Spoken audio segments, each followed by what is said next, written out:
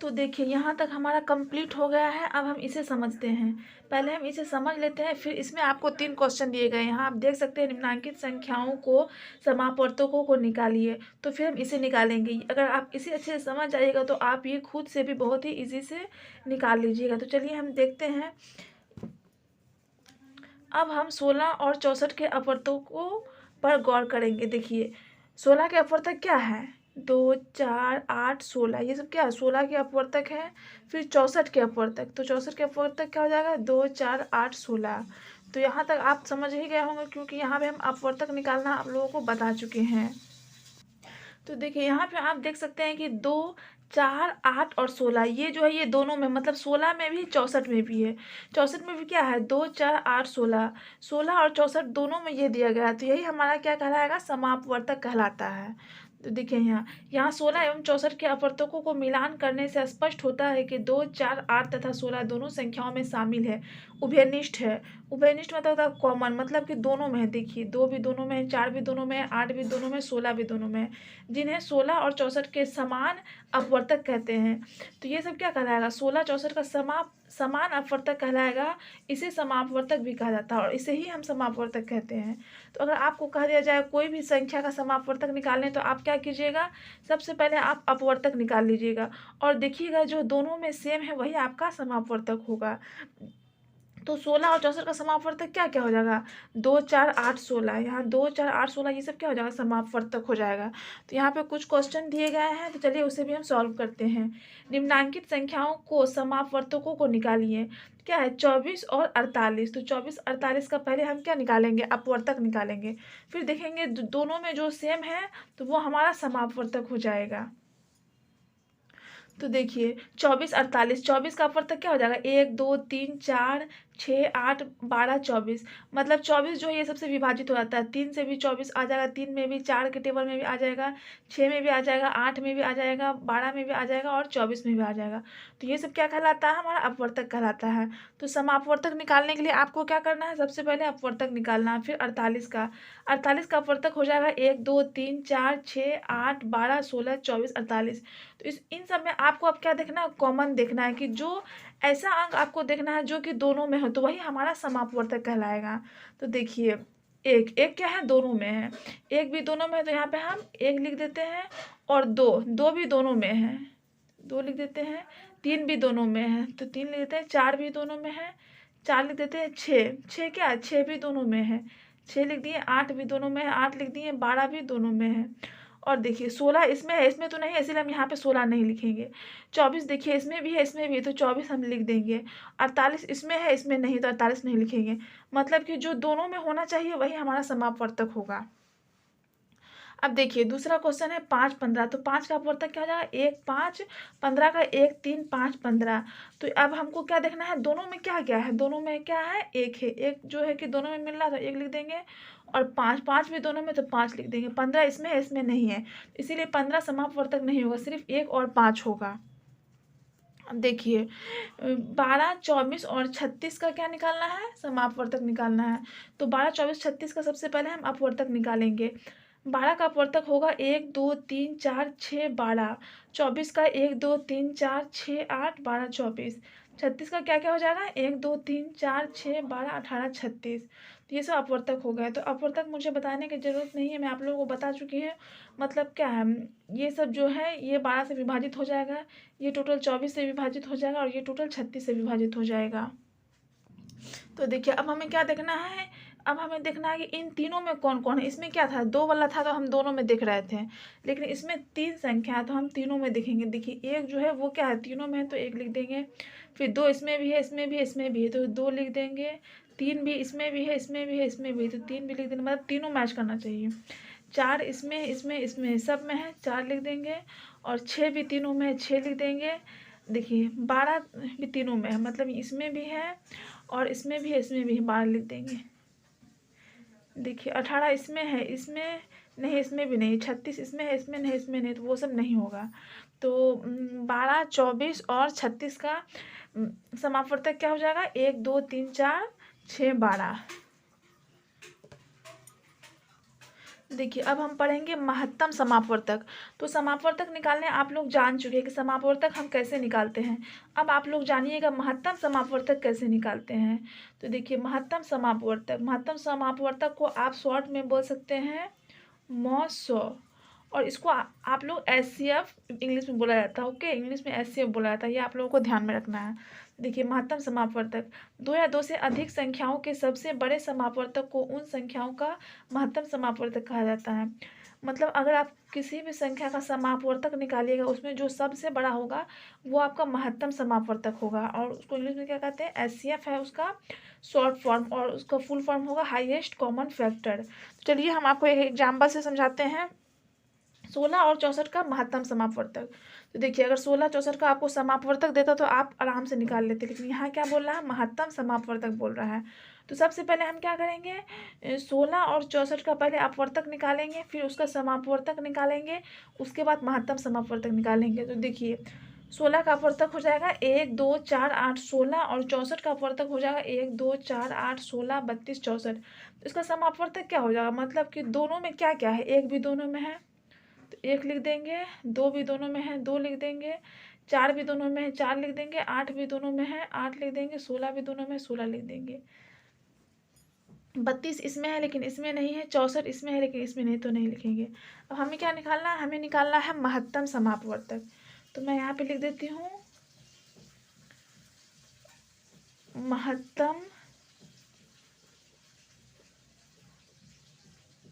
समापवर्तक। तो महत्तम समापवर्तक क्या हो जाएगा, देखिए आपका यहाँ तक तो आप समझ गए होंगे कैसे निकालना है, लेकिन अब आपको देखना है समापवर्तक में जो सबसे बड़ा रहेगा, क्योंकि मैं आपको यहाँ पे बता चुकी हूँ सबसे बड़े समापवर्तक को उन संख्याओं का महत्तम समापवर्तक करते हैं। तो देखिए इनमें सबसे बड़ा क्या है, 1 2 4 8 16, सबसे बड़ा क्या है 16 है, तो इसका महत्तम समापवर्तक क्या हो जाएगा 16 हो जाएगा। बस आपको महत्तम समापवर्तक में इतना ही करना है। तो देखिए अब हम देखते हैं अभाज्य गुणनखंड। अब हमारा नेक्स्ट टॉपिक क्या है, अभाज्य गुणनखंड। तो देखिए किसी संख्या के ऐसे गुणनखंड जो अभाज्य हो, तो आपको किसी संख्या का ऐसा गुणनखंड है, मतलब अभाज्य गुणनखंड जो कि अभाज्य संख्या हो। तो अभाज्य संख्या तो आपको पता ही होगा कि अभाज्य संख्या हम लोग पढ़ चुके हैं पहले कि अभाज्य संख्या किसे कहते हैं। तो देखिए मतलब कि जिसका क्या हो, जिसका एक और खुद के अलावा कोई अन्य गुणनखंड ना हो, तो वो यानी किसी और से वो विभाजित नहीं होता है। जैसे कि मान लीजिए 17, तो 17 क्या है, वो एक खुद के टेबल में आता है और एक एक के टेबल में, तो ये क्या हो गया होगा 17 हो गया अभाज्य संख्या। तो अभाज्य तो आप जानते ही होंगे। तो देखिए जैसे हम ले लेते हैं 40, तो 40 का हम गुणनखंड अगर निकालेंगे तो 2 से करेंगे तो कितना होगा, 20 दूना 40 दो बार में, फिर 2 10 दूना 20, फिर 2 पंचे 10। तो यहाँ पे आप देख सकते हैं कि 40 का जो अभाज्य गुणनखंड है तो वो क्या है, मतलब कि 2 है 2 है 2 है 5 है, 2 गुना 2 गुना 2 गुना 5। देखिए मतलब इन सबको गुना करेंगे तो ना 40 आएगा, 2 दूना 4 4 दूना 8 8 पंचे 40। तो इनमें से आप देख सकते हैं कि टोटल जो है वो अभाज्य संख्या, 5 भी अभाज्य है 2 भी अभाज्य, ये खुद और एक के अलावा किसी भी संख्या से विभाजित नहीं होता है। तो ये हमारा कहलाता है अभाज्य गुणनखंड। जैसे हम एक संख्या ले लेते हैं, एक अंक ले लेते हैं 12। देखिए 12 2 के पहाड़ा में आता है, कितना बार में आता है 2 के पहाड़ा में आता है 6 बार में, तो यहाँ पे हम 6 लिख देंगे। फिर 2 के पहाड़ा में आता है 3 बार में, तो 3 लिख देंगे। तो देखिए और फिर आप चाहेंगे तो इसको और काट सकते हैं, 3 के पहाड़ा में आता है 1 बार में। तो 12 का क्या क्या हो जाएगा, 2 गुना 2 गुना 3 गुना 1। तो ये सब क्या होगा, ये सब हो गया 12 का अभाज्य गुणनखंड। देखिए 3 भी अभाज्य संख्या है, 2 भी अभाज्य संख्या है, क्योंकि इसके क्या है, इस ये जो है 2 जो है या 3 जो है वो एक और खुद के अलावा किसी से विभाजित नहीं होता। तो ये हमारा क्या कहलाता है अभाज्य गुणनखंड। तो आई होप कि आपको अभाज्य गुणनखंड भी अच्छे से समझ में आ गया होगा। तो चलिए अब हम नेक्स्ट देखते हैं। तो देखिए अब हम देखेंगे महत्तम समापवर्तक। महत्तम समापवर्तक निकालने मतलब कि अभाज्य गुणनखंड विधि से निकालने में आप लोगों को बताऊंगी। देखिए जैसे जैसे आप लोगों के बुक में दिया गया है वैसे वैसे मैं आप लोगों को बताई हूँ, मतलब चैप्टर 4 में जो है जैसे जैसे जिस टॉपिक पे दिया गया है उसी टॉपिक से मैं आप लोगों को समझाई हूँ, पूरा डिटेल से समझाई हूँ। तो अगर आप लोग वीडियो जो है फर्स्ट से लेके एंड तक देखिएगा तभी आप लोग को समझ में आएगा, और ये आप लोगों को क्लास 6 में भी बहुत काम आएगा। इसीलिए अभी आप लोग ध्यान से सीख लीजिएगा, तो आप लोगों को क्लास 6 में जो है वो बहुत ही आसानी होगा। तो देखिए 30, 36, 54 का महत्तम समापवर्तक कौन विधि से निकालना है? गुणनखंड विधि से। तो इसके लिए हम क्या करेंगे? इसके लिए सबसे पहले हम गुणनखंड निकालेंगे। 30, 36, 54 का गुणनखंड निकाल लिए, 30 का निकाल लिए, 36 का निकाल लिए, 54 का निकाल लिए। गुणनखंड निकालने के बाद हम क्या करेंगे? यानी जो सेम रहेगा, जो संख्या अंक सेम रहेगा, उन सबको हम गुना कर देंगे, तो हमारा महत्तम समापवर्तक निकल जाएगा। तो देखिए 30 का अभाज्य गुणनखंड क्या होगा? 30 देखिए 2 के टेबल में आता है, कितना बार में आता है? 15 बार में, तो इसलिए हम 15 लिखे। अब देखिए, अब 2 के टेबल में तो 15 आता नहीं है, 3 के टेबल में आता है, तो यहाँ पे हम 3 से इसको विभाजित करेंगे। 3 के टेबल में 15 कितना बार में आता है? 5 बार में, 5 लिख दिए। अब 5 एकम 5, यानी 5 के टेबल में 5 कितना बार में आता है? 1 बार में, तो 1 लिख दिए। अब देखिए, अब 36 यहाँ, 36 को हम 2 से भाग देंगे, तो 2 के पहाड़ा में 36 कितना बार मांगा? 18 बार में, 18 दूना 36 होता है।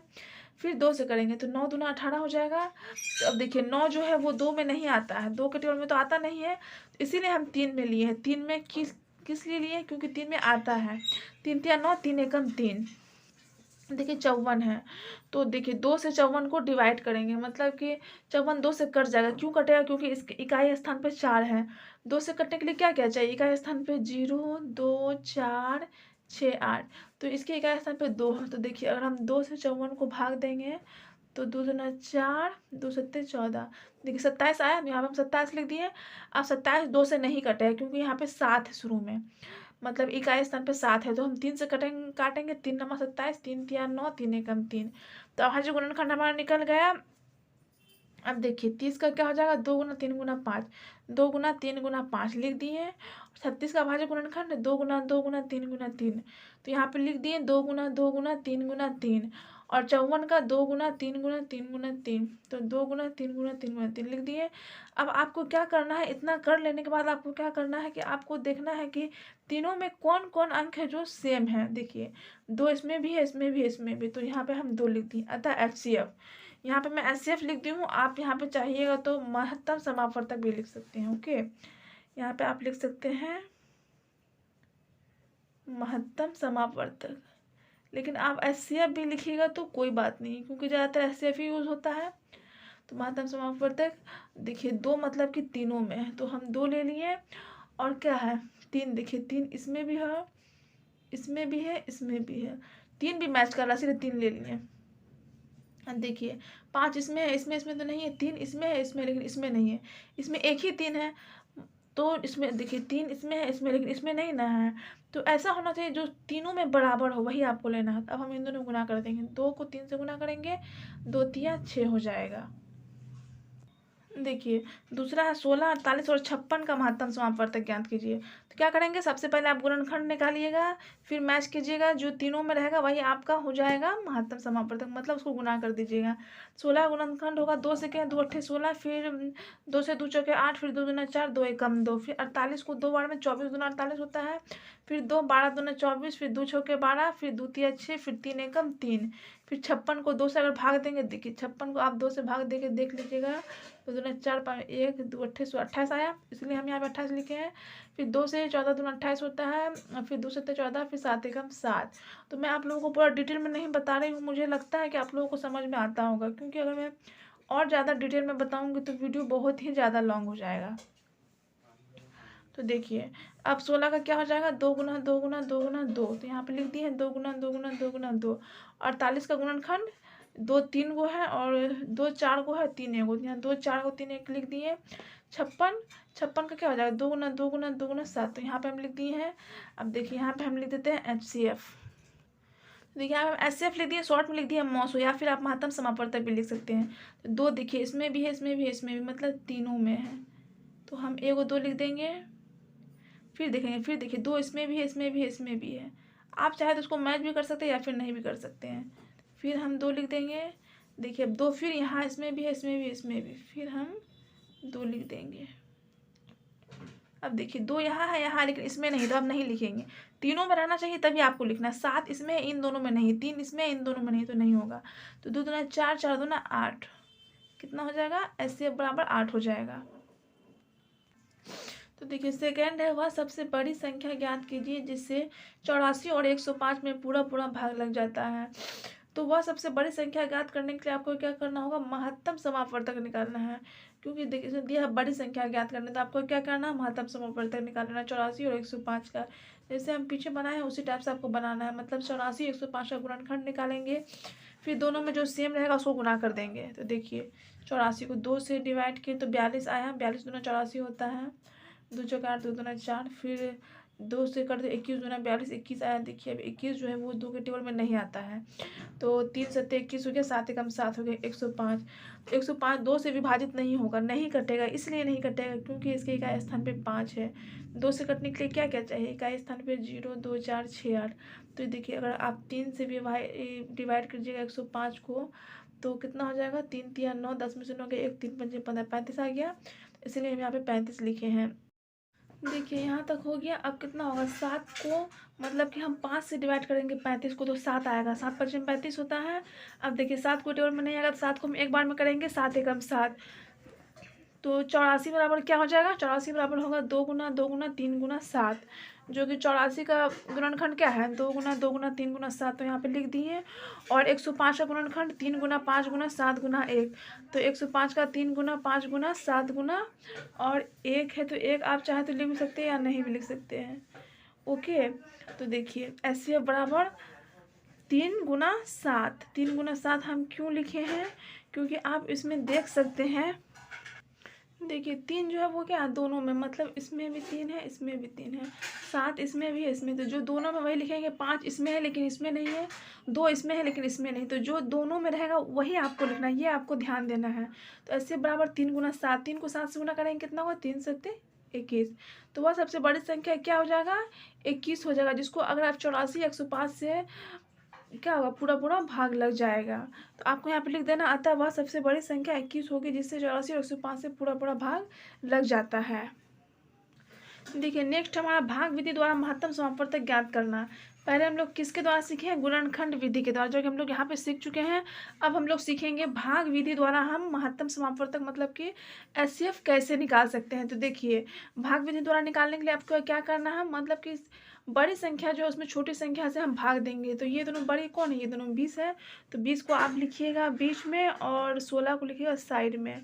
तो एक बार में लेंगे 16 एकम 16, तो 10 में से 6 गया 4, 1 में से 1 गया कट गया। देखिए अब आपको ध्यान देना है कि अब आपको क्या करना है, अब आपको क्या करना है कि इसको इस टाइप से घेर दीजिएगा और ये वाला भाजक जो ऊपर वाला है इसको इसके बीच में रखिएगा। ओके, ये आपको ध्यान देना है। 4 चौके 16, तो ये देखिए आ गया, मतलब ये क्या हो गया, इसका जो शेषफल है वो 0 आ गया। तो हमारा एचसीएफ क्या हो जाएगा, मतलब कि अंतिम भाजक हो जाता है एचसीएफ। अंतिम भाजक क्या होता है, अंतिम भाजक क्या है, देखिए भाजक ये भी लास्ट वाला भाजक ये है, तो इधर वाला आपका एचसीएफ होता है। तो आप यहाँ पे लिख सकते हैं एचसीएफ लिखिए या फिर महत्तम समापवर्तक लिखिए या फिर मॉसो लिखिए। ओके, तो मैं यहाँ पे लिख देती हूँ महत्तम समापवर्तक ही लिख देती हूँ, महत्तम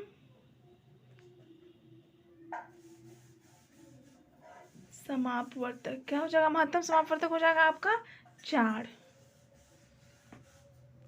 देखिए दूसरा है 30 और 32, तो इसको भी वैसे करेंगे।